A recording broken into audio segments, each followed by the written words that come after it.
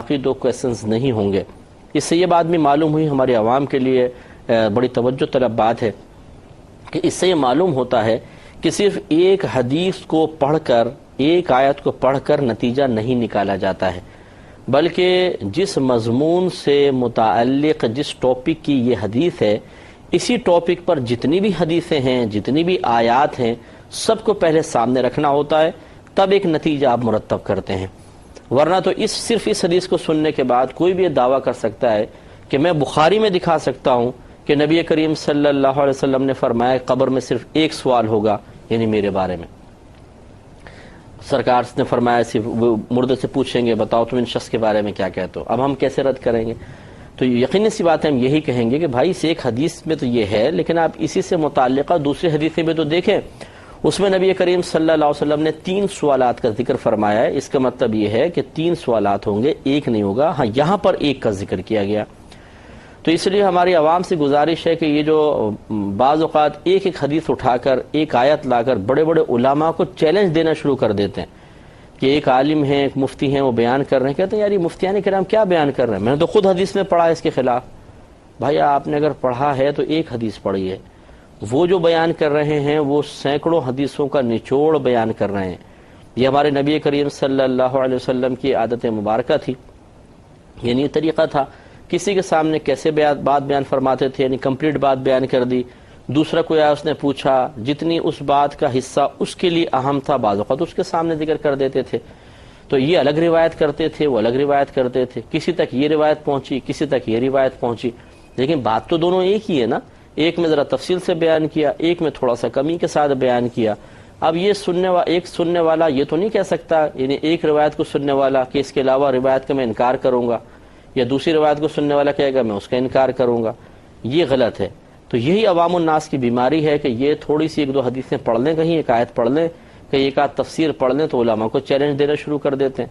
تو بھائی آپ خود سوچئے کہ ایک آدھ سیاست کی کتاب پڑھ کے کیا تمام سیاست دانوں کو چیلنج دینا ایک عام آدمی کے لیے مناسب محسوس ہوتا ہے؟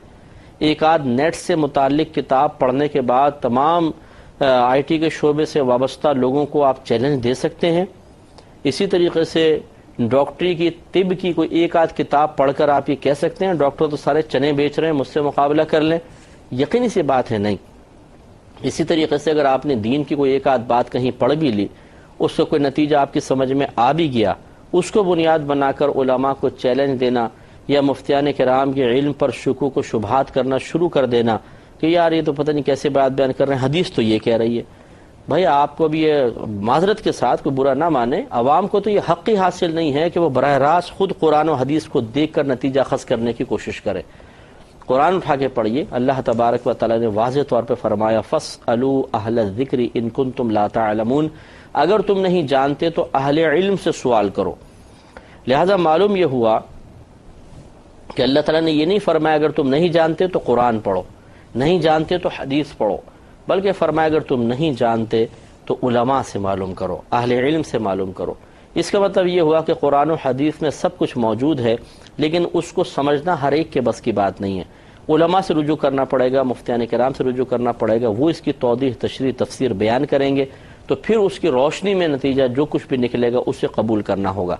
یہ ہماری عوام کی میجر مسٹیک ہے۔ اب جیسے میں چونکہ مفتی کی حیثیت سے کام کر رہا ہوں، ایک طویل عرصے سے کام کر رہا ہوں،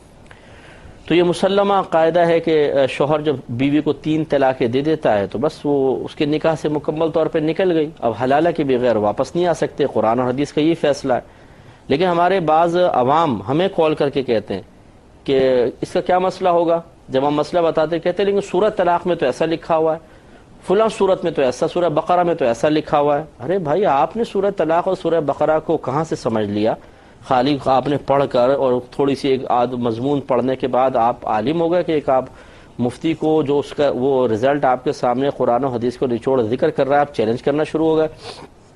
یہ ہمارے عوام کی بہت بڑی غلطی ہے۔ اس کے جواب میں جب ہم یہ کہتے ہیں کہ جب آپ ماشاءاللہ اتنے صاحب علم ہیں کہ خود قرآن سے آپ مسائل نکال سکتے ہیں تو پھر ہمیں کال کرنے کی کیا ضرورت ہے؟ تو اس وقت پھر وہ تھوڑا ٹھنڈے ہوتے ہیں کہ نہیں، واقعی ان کا ہم سے پوچھنا ہی اس بات کی دلیل ہے کہ وہ جو قرآن و حدیث سے پڑھتے ہیں انہیں خود اعتماد نہیں ہوتا کہ کیا ہم درست نتیجے تک پہنچ چکے ہیں